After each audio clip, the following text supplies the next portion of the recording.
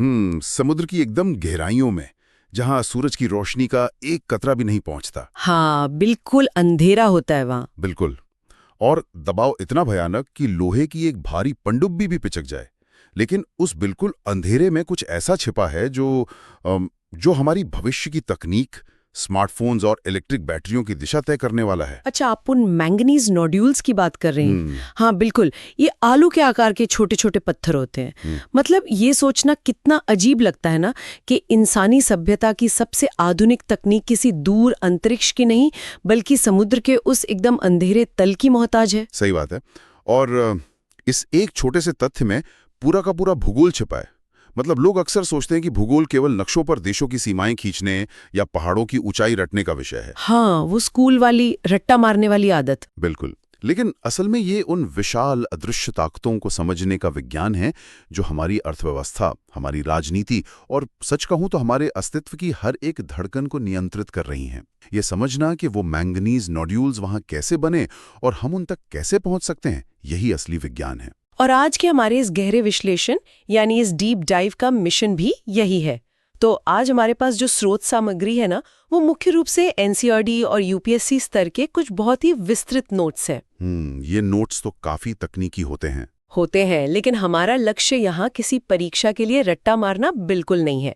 हमारा मकसद उस विशाल मशीन को समझना है जिसे हम पृथ्वी कहते हैं। यह एक बहुत ही शानदार नजरिया है ना?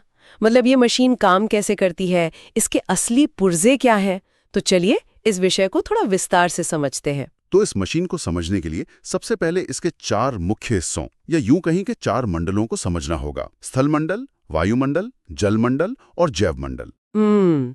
अक्सर हम लोग इन्हें अलग अलग डिब्बों में रखकर देखते हैं, जैसे जमीन अलग है, हवा अलग है और पानी बिल्कुल अलग है। हाँ, लेकिन असल में ये एक विशाल इंजन के गियर्स की तरह आपस में फंसे हुए हैं। बिल्कुल। अगर पृथ्वी को एक बहुत बड़े हीट इंजन की तरह देखा जाए तो ये तस्वीर थोड़ी और साफ हो जाती है। इस इंजन को ऊर्जा मिलती है सीधे सूरज से। सही कहा। और अब इस इंजन का जो मंच है या जो इसका पूरा ढांचा है वो है स्थल मंडल, मतलब हमारी पृथ्वी की ठोस पपड़ी। इसमें केवल जमीन नहीं बल्कि वे विशाल टेक्टोनिक प्लेट्स भी शामिल हैं जो लगातार खिसक रही हैं। हाँ, और जब ये प्लेट्स आपस में टकराती हैं तो हिमालय जैसे विशाल पहाड़ बन जाते हैं। बिल्कुल। लेकिन मेरे दिमाग में एक सवाल आ रहा है, अगर स्थल मंडल केवल एक ढांचा है तो इसमें ये गति, ये हलचल कैसे? इसका जवाब जमीन के बहुत नीचे है। ये ढांचा अंदर से उबल रहा है। पृथ्वी के गर्भ में पिघला हुआ मैग्मा है और उसी की भयंकर गर्मी से ये टेक्टोनिक प्लेट्स खिसकती हैं। अरे वाह, मतलब इंजन का बॉयलर अंदर है। बिल्कुल। और यहाँ सबसे रोचक बात यह है कि यही स्थल मंडल बाकी दोनों मंडलों यानी हवा और पानी के व्यवहार को भी पूरी तरह से तय करता है। अच्छा, वो कैसे? देखिए, जब स्थल मंडल में हलचल होती है और ऊंचे पहाड़ खड़े होते हैं तो वे पहाड़ वायुमंडल की हवाओं का रास्ता रोक लेते हैं। हम हिमालय का ही उदाहरण ले लेते हैं। हाँ, हिमालय हमारे लिए बहुत जरूरी है। बहुत जरूरी है। अगर हिमालय नहीं होता ना तो साइबेरिया की जमा देने वाली बर्फीली हवाएं भारत के उत्तरी मैदानों को एक ठंडे रेगिस्तान में बदल देती। बाप रे, यानी स्थल मंडल ने एक दीवार बनकर पूरी की पूरी जलवायु को ही बदल दिया। बिल्कुल बदल गया। तो अब आते हैं इस इंजन की कन्वेयर बेल्ट पर, यानी वायुमंडल और जलमंडल। भूमध्य रेखा इस इंजन के एक और बॉयलर की तरह काम करती है, जहां सूरज की सबसे ज्यादा गर्मी पड़ती है। हाँ, वहां तापमान बहुत ज्यादा होता है। तो वहां हवा गर्म होकर ऊपर उठती है और उसकी जगह लेने के लिए ठंडी हवाएं ध्रुवों से दौड़ पड़ती हैं। मतलब यही हवाएं और दबाव का ये अंतर ही हमारा मौसम तय करता है। और इसी ऊष्मा को, इसी गर्मी को पूरी पृथ्वी पर बांटने का काम जलमंडल भी करता है।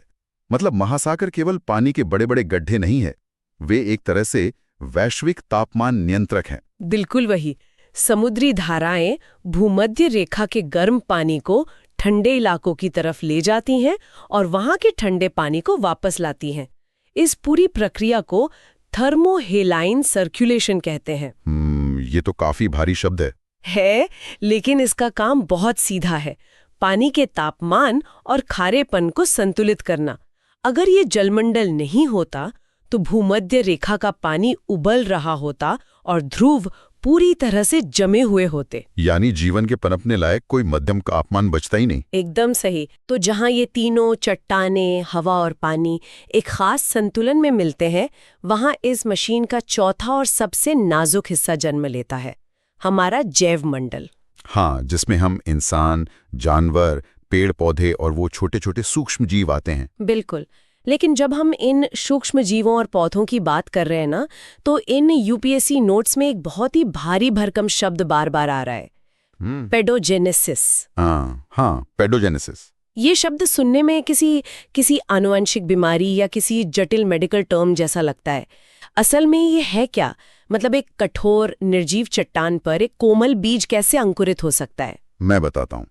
पेडोजेनेसिस का बहुत सीधा सा अर्थ है मिट्टी का निर्माण। अच्छा, बस मिट्टी का बनना? हाँ, भूगोल के नजरिए से देखें तो ये वो जादुई पुल है जो निर्जीव स्थल मंडल को हमारे जीवित जैव मंडल से जोड़ता है। मिट्टी कोई धूल या महज गंदगी नहीं है, ये एक अत्यंत जटिल रासायनिक और जैविक प्रयोग का परिणाम है।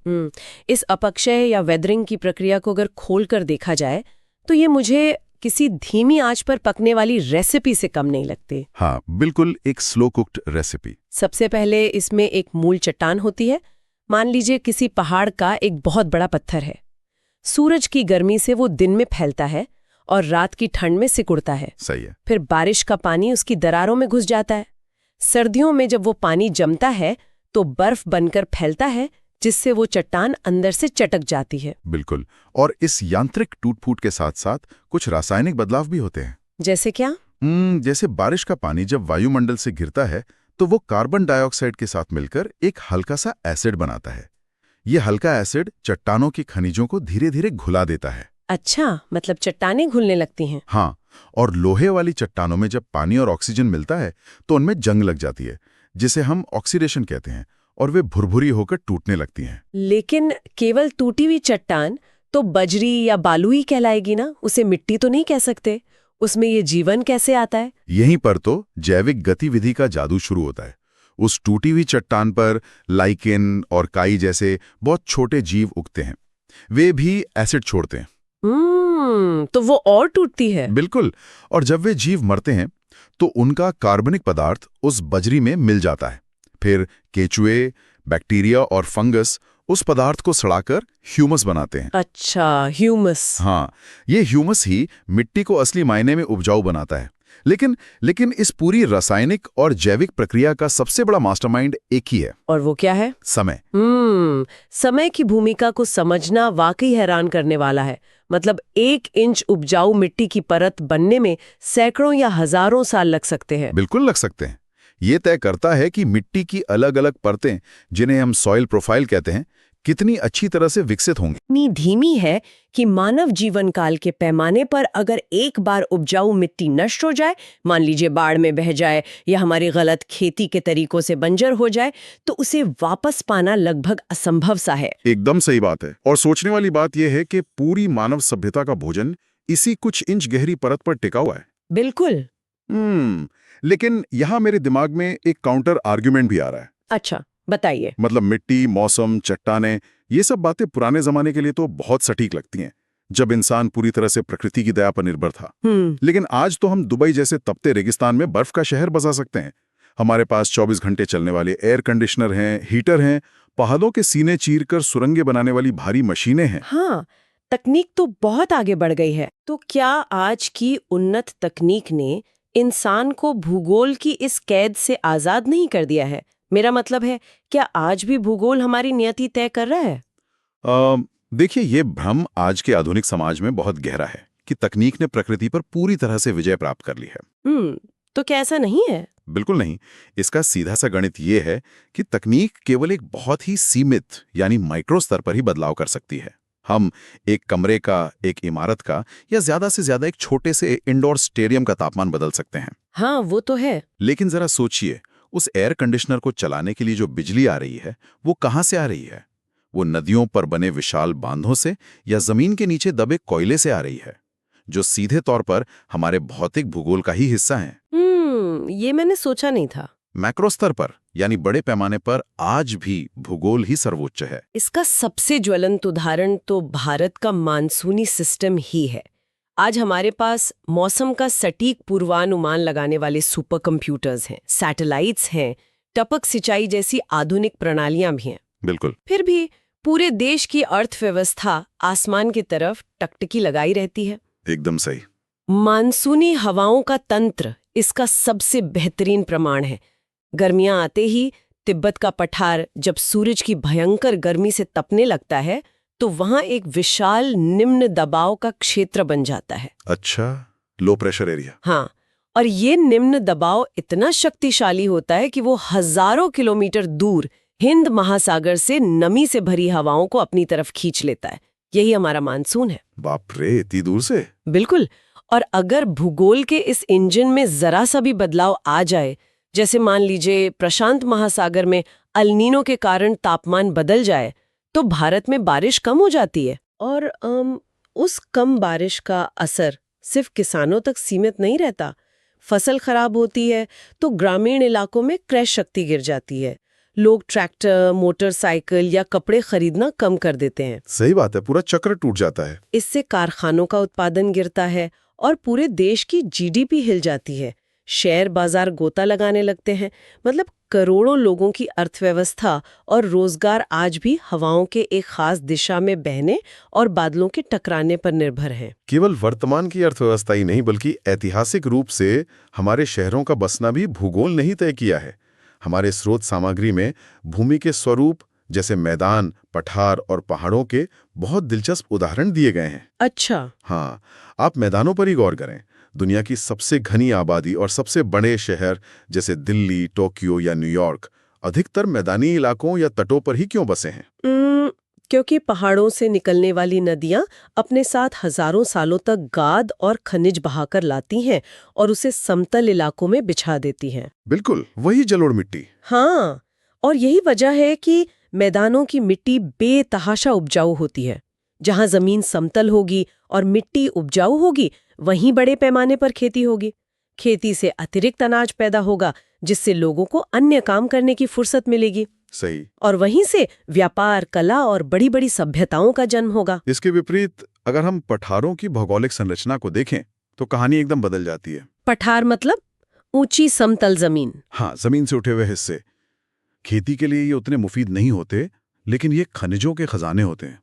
भारत में छोटा नागपुर का पठार या दक्कन का पठार इसका बेहतरीन उदाहरण है। अच्छा। करोड़ों साल पहले जब यहाँ ज्वालामुखी फटे थे तो जमीन के बहुत नीचे मौजूद भारी खनिज जैसे लोहा, कोयला, बॉक्साइट मैग्मा के साथ ऊपर आ गए।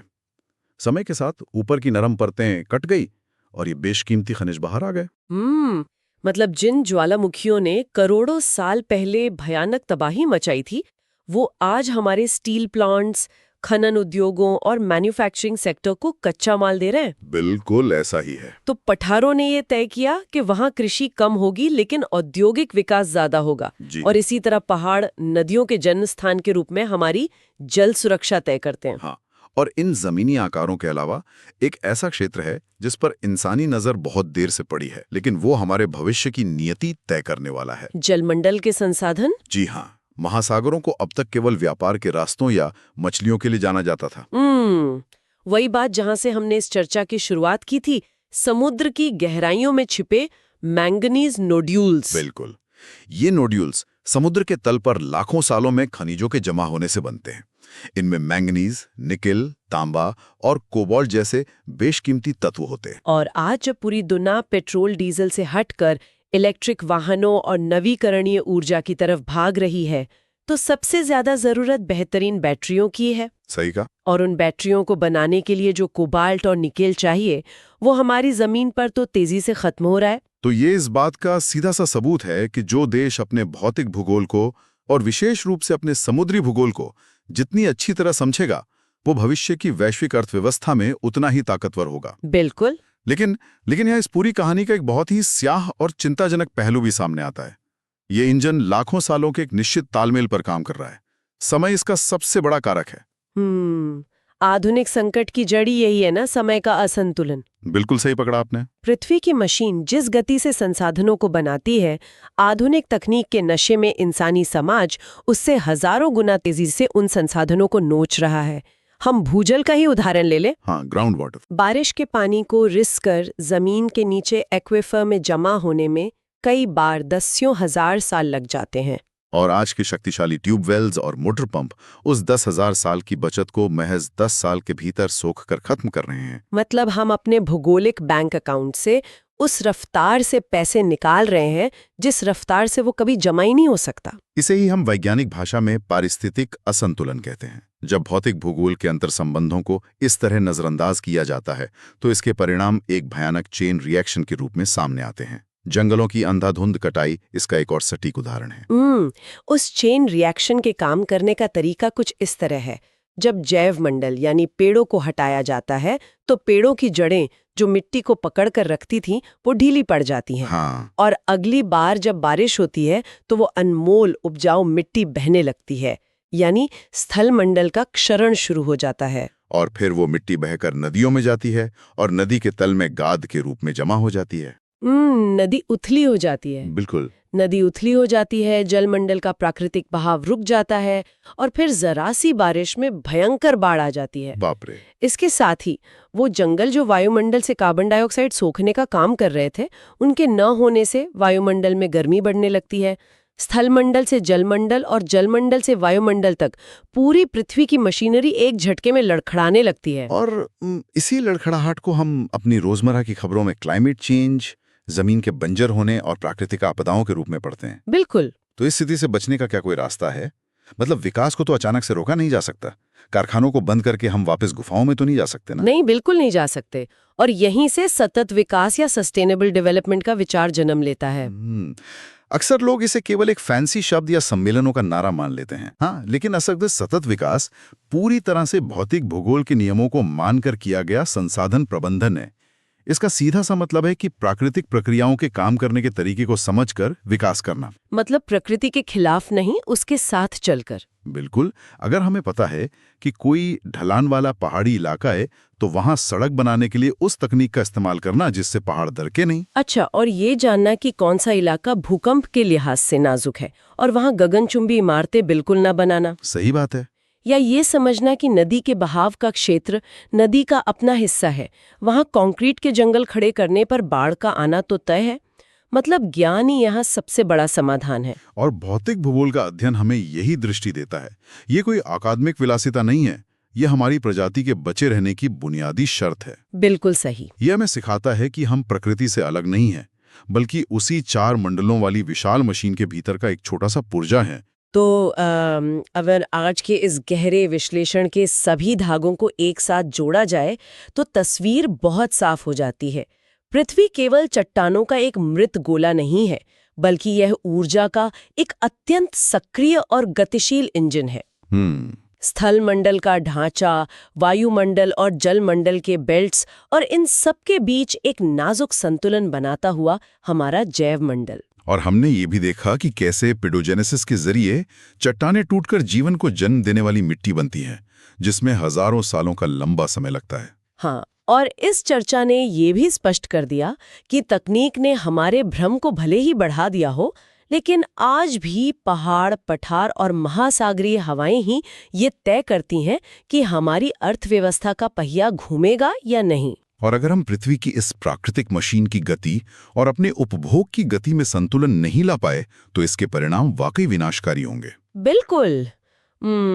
ये विषय केवल दुनिया को जानने के बारे में नहीं है, बल्कि इस दुनिया में हमारी अपनी जगह और हमारी जिम्मेदारी को पहचानने के बारे में है। एकदम सही बात कही आपने। तो इस विस्तृत चर्चा के अंत में एक ऐसा विचार छोड़ना बहुत जरूरी है जो इस पूरे विषय को एक बिल्कुल नए परिप्रेक्ष्य में देखने पर मजबूर कर दे। इस विडंबना पर जरा गौर करते हैं। हाँ, बताइए। हम इंसान आज अरबों खरबों डॉलर खर्च करके बड़ी बड़ी दूरबीनें अंतरिक्ष में भेज रहे हैं।